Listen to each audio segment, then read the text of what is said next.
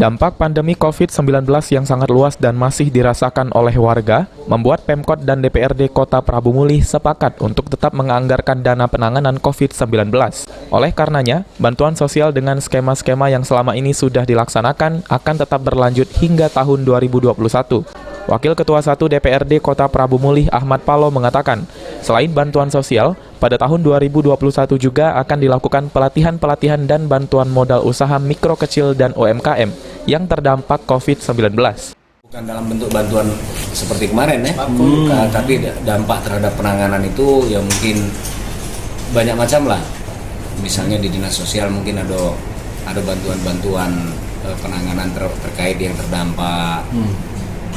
Sudah itu di dinas-dinas lain ada yang sosialisasi berkaitan dengan dampak dari COVID ini kan cukup luas.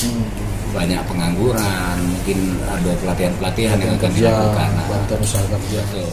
Pada tahun ini, Pemkot Prabu Mulih memberikan bantuan kepada 34.000 KK secara 2 tahap yang terdampak COVID-19 melalui anggaran penanganan COVID-19 sebesar 36 miliar rupiah. Diharapkan pada tahun mendatang, kebijakan bantuan sosial dapat segera dilaksanakan agar manfaatnya dapat dirasakan masyarakat yang terdampak COVID-19. Beni Firdaus, PAL TV.